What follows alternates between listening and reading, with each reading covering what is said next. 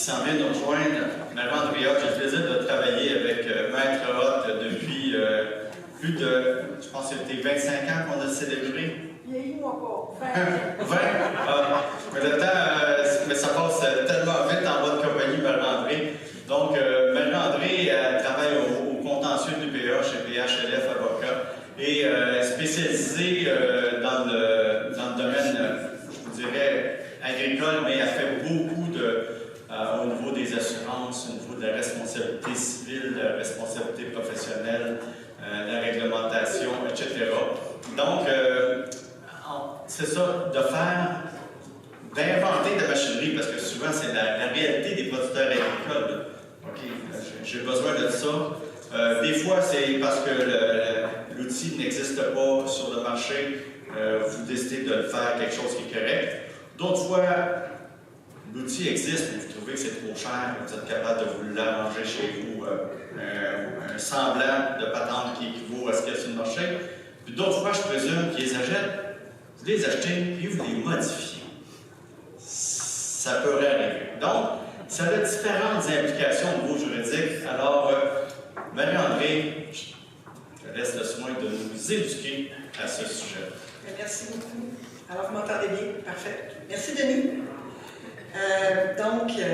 Oui, je vais vous entretenir d'un sujet les aspects juridiques entourant l'usage d'équipements de fabrication artisanale. Alors, l'objectif, c'est de faire peut-être un petit survol des implications juridiques s'il arrive un accident à la ferme, sur la route ou ailleurs, qui impliquerait une machine, un véhicule, un équipement qui aurait été patenté de A à Z ou qui aurait fait l'objet de modifications artisanales. Moi, quand on m'a dit qu'il y en avait beaucoup, là, ça m'a un petit peu surpris. J'avais l'impression que les producteurs étaient tous impeccables, ils ne modifiaient jamais rien. Là.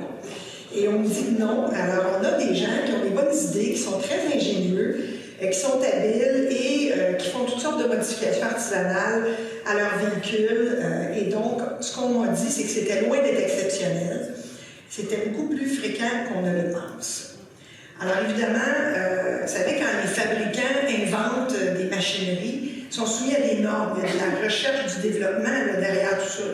Alors, quand on se met à jouer là-dedans et à modifier des choses puis qu'on ne le fait pas vérifier, bien, ça devient problématique.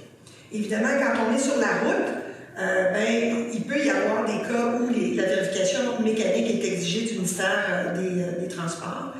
Et si c'est une machinerie ou un équipement agricole, bien, encore là, il faut qu'on soit conforme aux diverses normes applicables.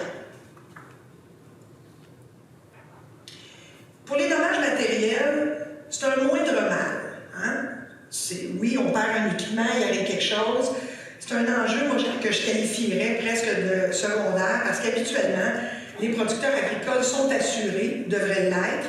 Alors, les assureurs vont indemniser, les assureurs entre eux vont s'indemniser aussi, le cas échéant.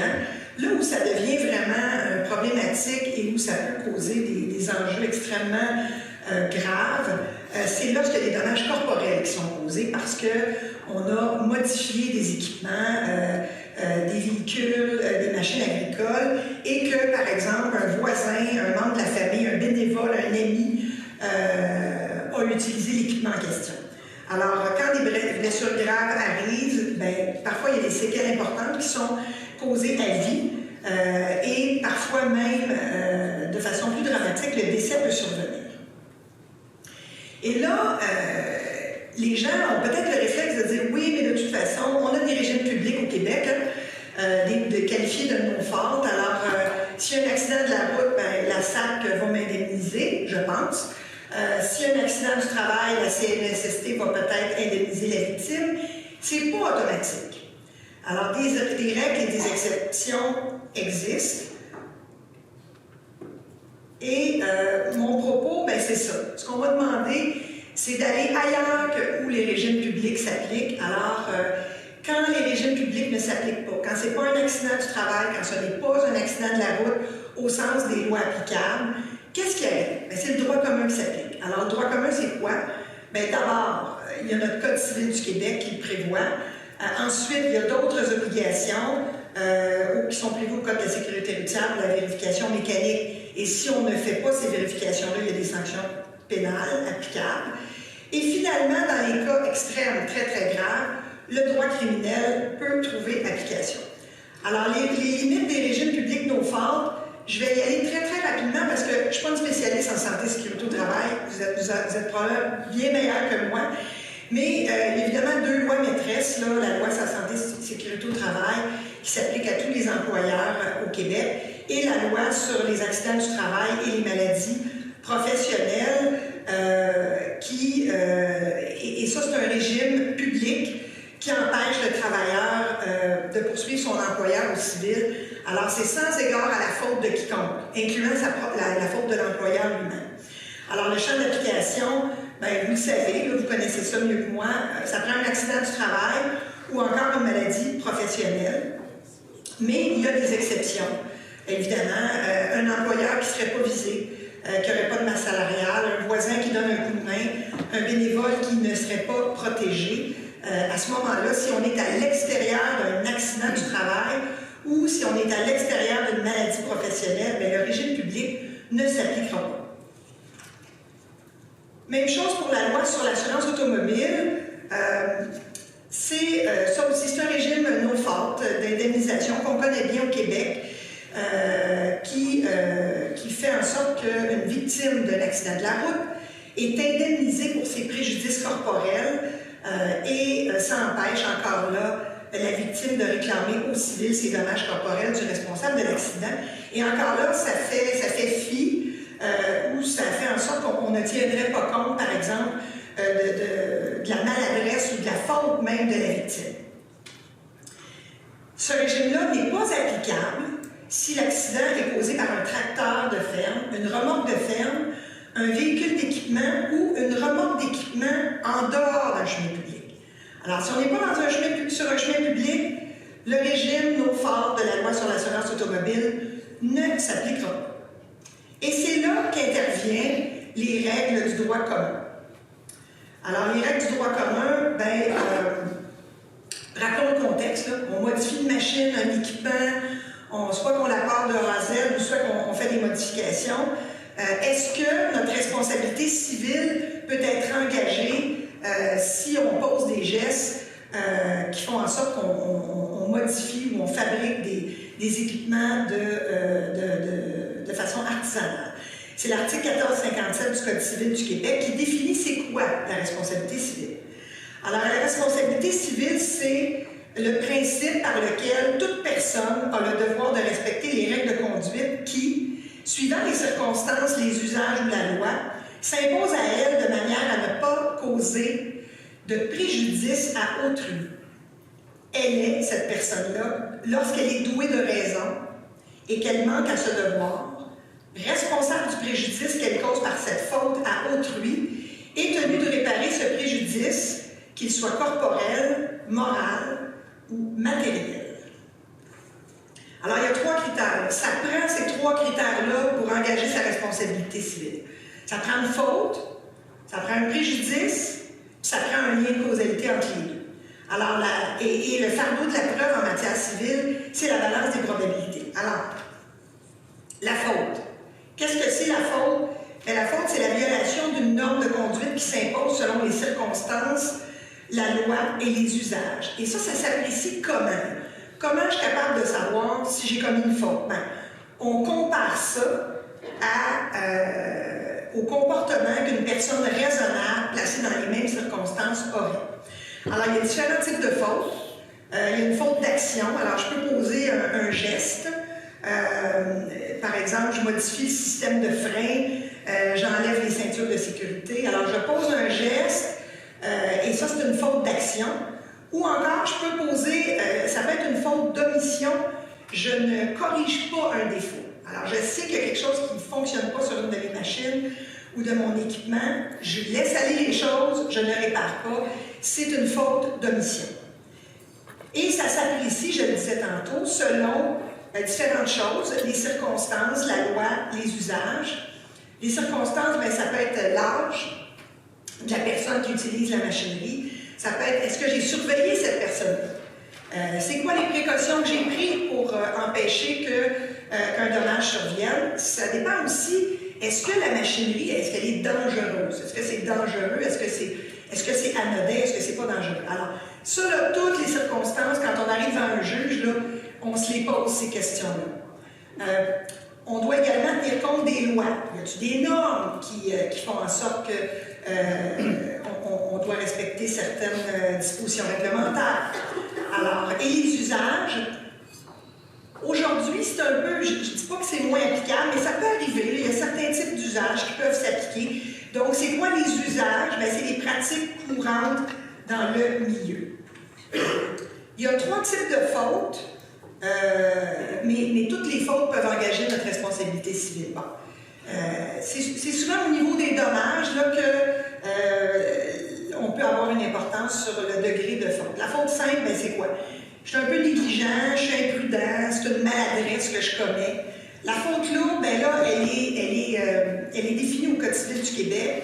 Qu'est-ce que c'est qu'une faute lourde? Ben, c'est celle qui dénote une insouciance, une imprudence ou une négligence grossière. Et finalement, il y a la faute intentionnelle. Je veux faire mal à mon voisin, je lui prête, je ne l'aime pas. Bon. Ça, c'est la faute intentionnelle. Et c'est bon que vous le sachiez, je pense que vous le savez tous. Dans toutes les polices d'assurance, la faute intentionnelle, elle est exclue. On ne peut pas s'assurer pour sa faute intentionnelle.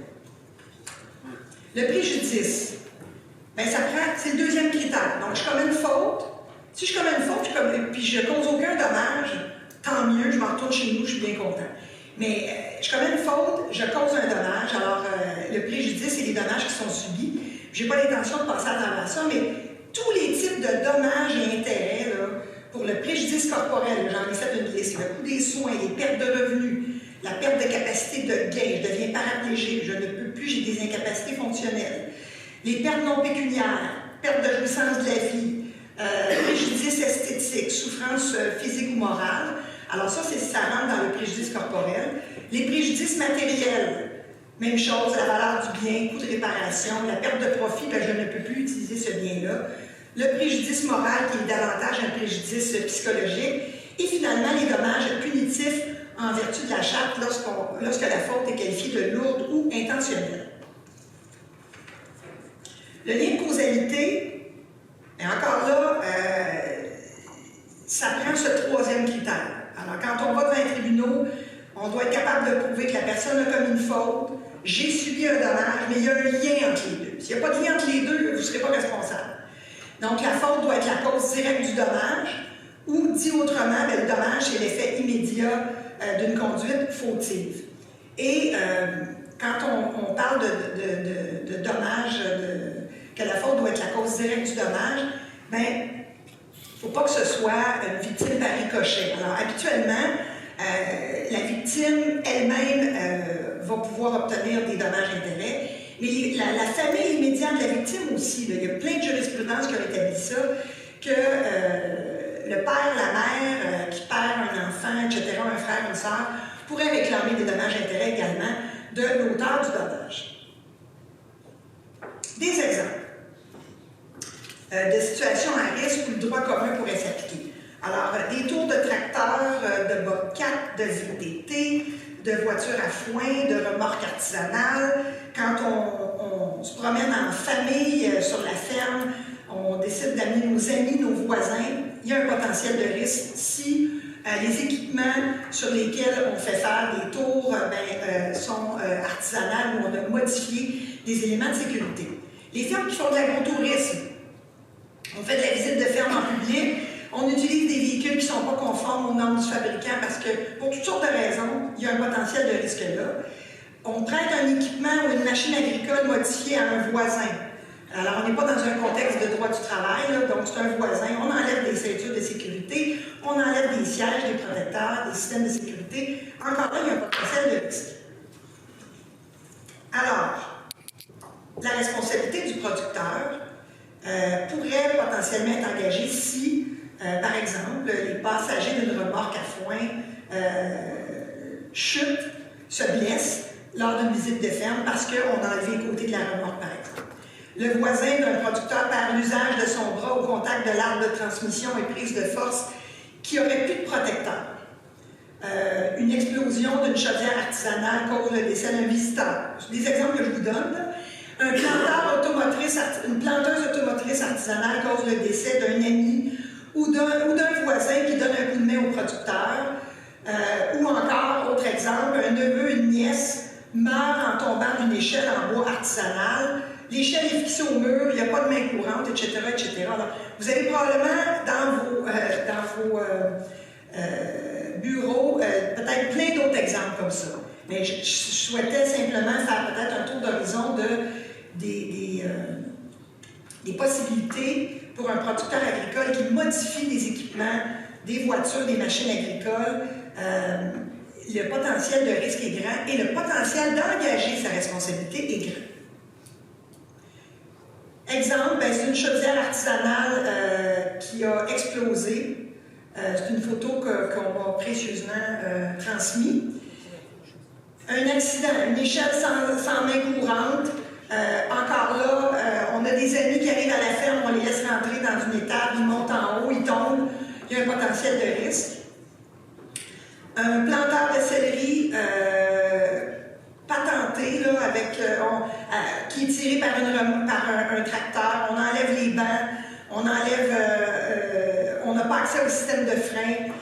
On veut que ça tourne. Un employé est happé pendant la manœuvre de tournage, décède. Alors, ce sont des exemples qui peuvent arriver sur une ferme parce qu'on a modifié des équipements qui sont devenus dangereux.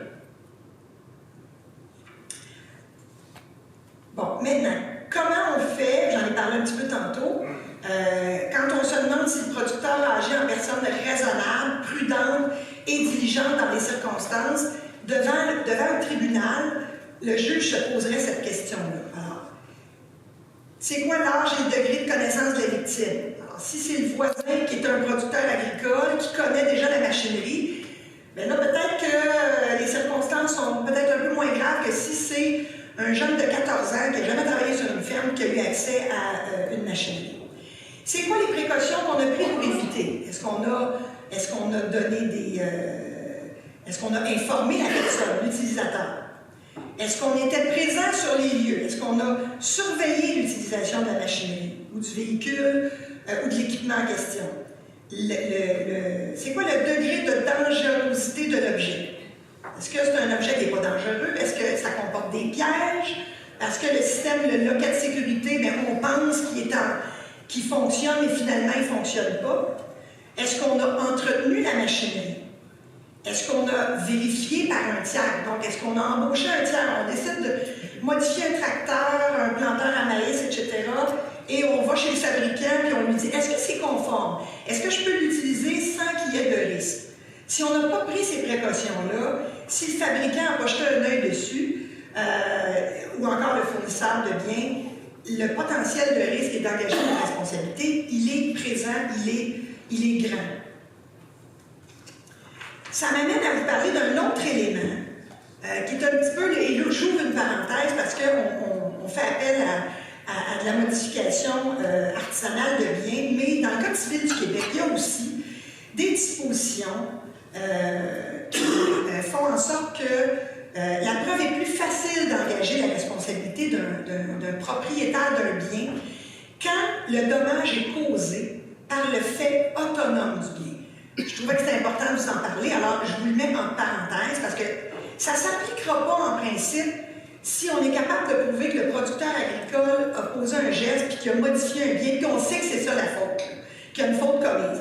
Mais je trouvais que c'était intéressant quand même de vous présenter cette disposition-là parce que c'est dans le Code civil du Québec. Alors, le fait autonome du bien, c'est quoi? Puis c'est le troisième alinéa de la responsabilité civile. Donc, la personne est aussi tenue, en certains cas, de réparer le préjudice causé à autrui par le fait ou la faute d'une autre personne ou par le fait des biens qu'elle a sous sa garde. Alors, le gardien d'un bien, il est responsable du dommage causé par ce bien. Et le gardien du bien, bien, il est tenu de réparer le préjudice causé par le fait autonome du bien, à moins qu'il prouve n'avoir commis aucune faute. Alors, il ne faut pas qu'il y ait d'intervention humaine. Alors, évidemment, L'objet de ma conférence, c'est pas ça. C'est qu'on intervient, on cause un dommage, mais je trouvais ça quand même important de vous parler de ça. Alors, mais ça arrive, ça. Donc, le dynamisme de l'objet, le fait autonome de l'objet cause un dommage. Et à partir du moment où je suis capable de prouver que la personne est propriétaire du bien ou en a la garde, dès qu'elle a le pouvoir de surveillance, de contrôle ou de direction, donc ça peut être le propriétaire ou le gardien, la responsabilité peut être engagée. Bon, là j'ai mis des exemples. Une voiture stationnée qui recule par elle-même, le système de freinage brise. Ça heurte une autre voiture ou un piéton. Le tracteur qui se met en position de marche sous l'effet de la vibration provoquée par le moteur. La roue d'une automobile en mouvement qui se détache subitement. Le bris d'un madrier ou le barreau d'une échelle. Alors, c'est des exemples jurisprudentiels qui existent où la responsabilité pour le fait des biens a été engagée par le propriétaire du bien. Ce que ça fait, c'est plus facile de faire la preuve. La preuve de garde est suffisante. Alors, ce que ça fait, c'est qu'on n'a pas besoin de prouver qu'il y a une faute. Vous êtes propriétaire d'un bien, vous en êtes le gardien, vous avez un devoir de surveillance de ce bien-là. Il y a une présomption de faute, et là, il y a un renversement du fardeau de la preuve, et c'est le gardien qui doit dire « Non, non, non, moi je ne l'ai pas comme une faute ». Et là, il y a plein d'applications jurisprudentielles, c'est un petit peu inégal. Je l'ai dit tantôt, ça s'applique moins dans le contexte de ma conférence, mais je trouvais ça intéressant. Et il y a certains moyens de défense. Alors, l'absence de faute, j'ai été diligent, j'ai fait attention, j'ai pris toutes les précautions qu'une personne raisonnable aurait prises. Ou encore, c'est un cas de force majeure, c'est le fait d'un tiers, la faute de la victime, qui a engagé, qui a causé son propre dommage. Conclusion sur l'application du droit commun. Alors, il faut retenir que quand le droit commun s'applique, les conséquences financières sont parfois dramatiques si la responsabilité du producteur est engagée. Et là, quand on se fait poursuivre dans les tribunaux, il faut se défendre. Bon, ça coûte une petite fortune. Hein? Alors, les frais de défense, quand le producteur a une bonne assurance responsabilité civile, en principe, son assureur va prendre fait et cause, va le défendre, va assumer les frais d'avocat. Mais si la police d'assurance est insuffisante ou si la personne n'est pas assurée, c'est le producteur qui va être obligé d'embaucher son propre avocat, se défendre, et ça coûte cher. Et ça prend beaucoup de temps, et c'est une source de stress. Et évidemment, en bout de piste, une fois que le procès a lieu, s'il y a une condamnation, là, on peut être condamné pour des montants substantiels, des dommages et intérêts, comme je le disais tantôt, pour des préjudices qui auraient été causés par notre faute. Préjudice corporel, matériel, moral, et dans des cas exceptionnels, les dommages punitifs. Il y a aussi les frais de justice. Chaque partie, souvent, quand on veut établir si la personne a des incapacités, on embauche un médecin. C'est un véhicule agricole, on veut savoir si c'est vraiment la modification qui a causé le dommage, on embauche un ingénieur, un fabricant, etc. Tout ça, ça coûte une petite fortune, et la partie qui perd la cause paye ce qu'on appelle les frais de justice. Alors, les coûts des expertises, mais pas juste le rapport. L'expert qui va témoigner à la cour, là, il facture aussi, là. Alors ça coûte cher, ça. L'ingénieur, le médecin, etc. Alors ça, la partie qui perd sa cause va payer les frais d'expertise de la partie adverse, le thème judiciaire, les frais de signification, etc. Les autres dispositions applicables, rapidement, on a des gens beaucoup plus compétents que moi de la sécurité routière, du contrôle routier Québec qui pourraient vous en parler, mais il y a aussi, quand on joue dans les machineries, dans les véhicules agricoles, ça a des conséquences au niveau de la sécurité routière. Et rapidement, j'ai mis 2 extraits du Code de la sécurité routière qui pourraient être d'intérêt. L'article 521, et c'est le paragraphe 8, 10 et 10.1 que je trouvais intéressant. Les véhicules routiers suivants sont soumis à la vérification mécanique. Donc, les véhicules auxquels ont été apportées des modifications visées à l'article 214, je vous en parle tout de suite après, et ceux de fabrication artisanale. Je fabrique quelque chose, il faut que le MTQ vérifie ce véhicule-là, sinon il y a des sanctions pénales.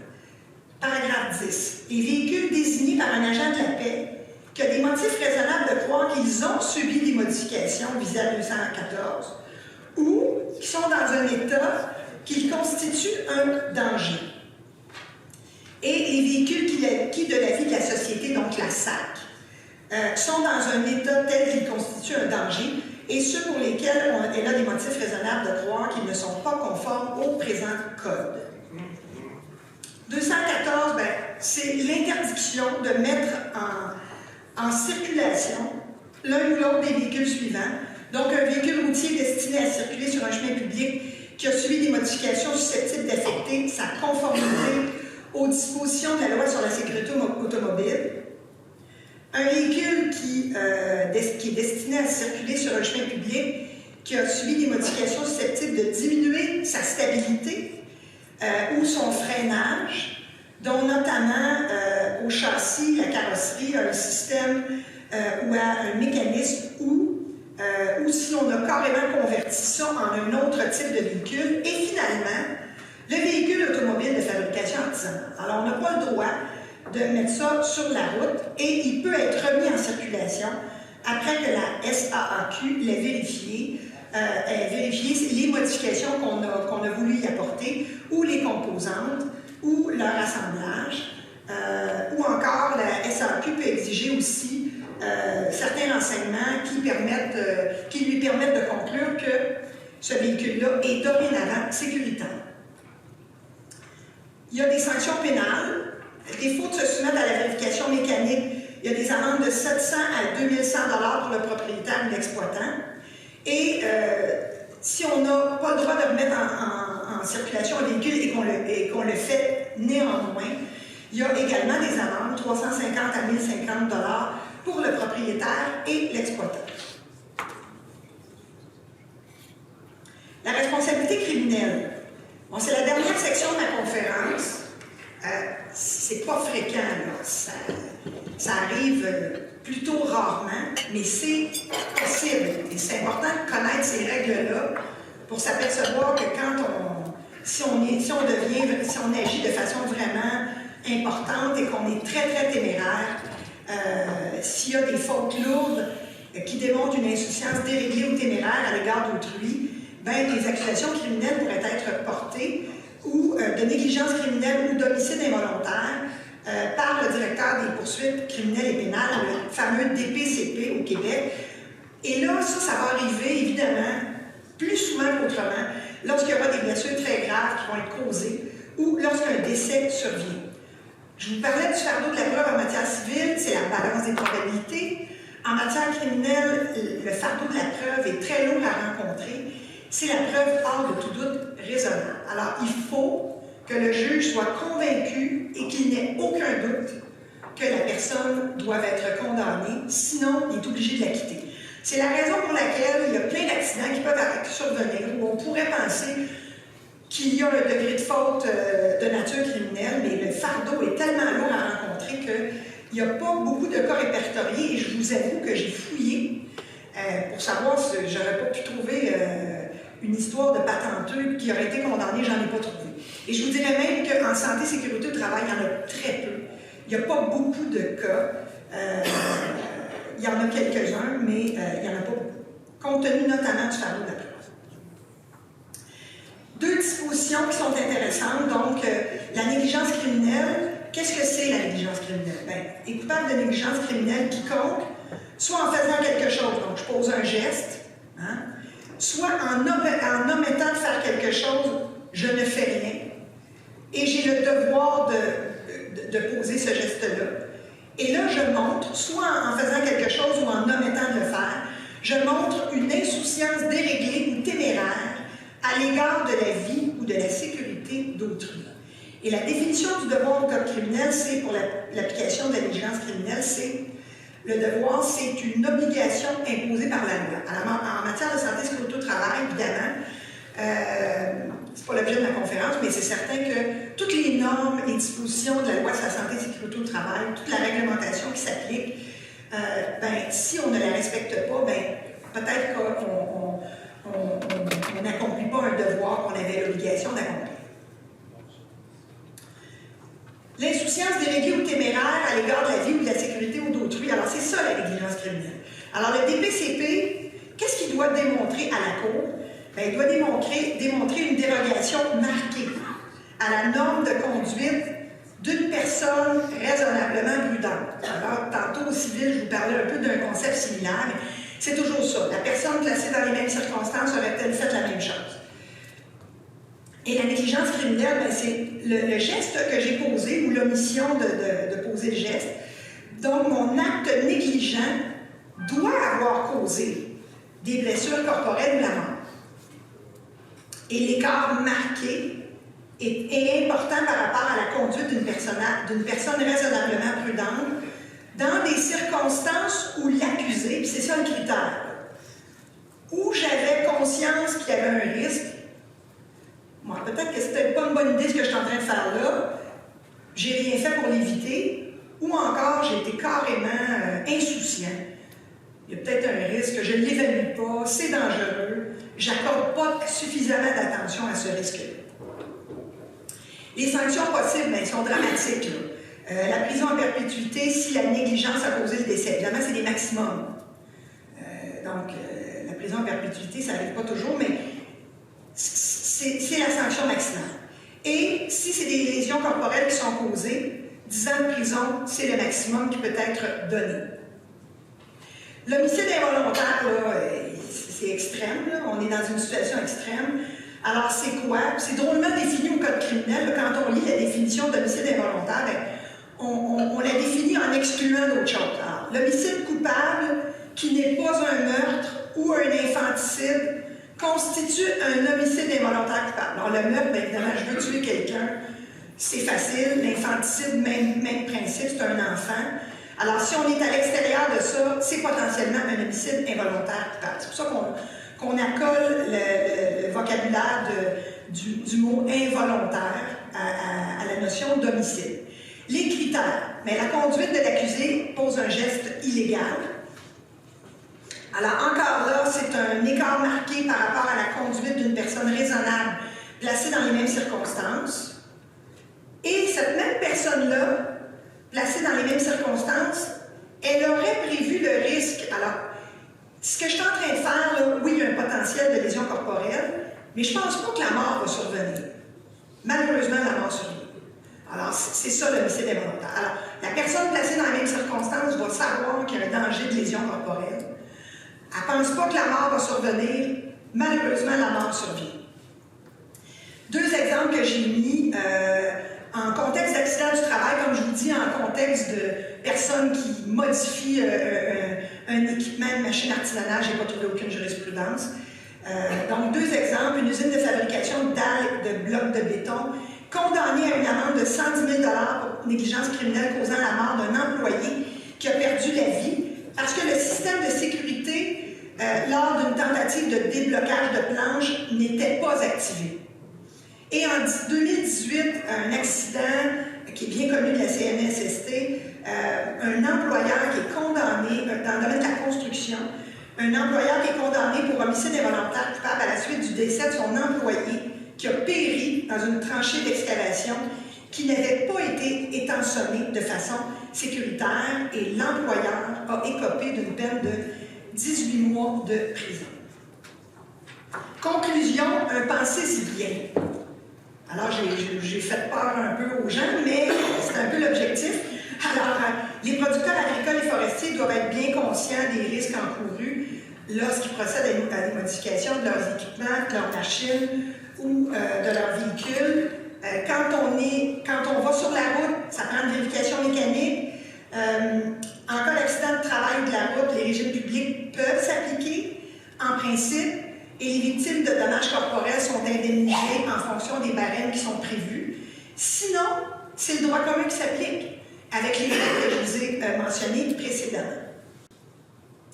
Alors, la responsabilité des producteurs qui décident de jouer avec leur machinerie, de patenter des méthodes plus efficaces, sauver du temps, etc., vouloir sauver de l'argent aussi, la responsabilité de ces gens-là peut être engagée. Et je le disais tantôt, ça prend des bonnes assurances.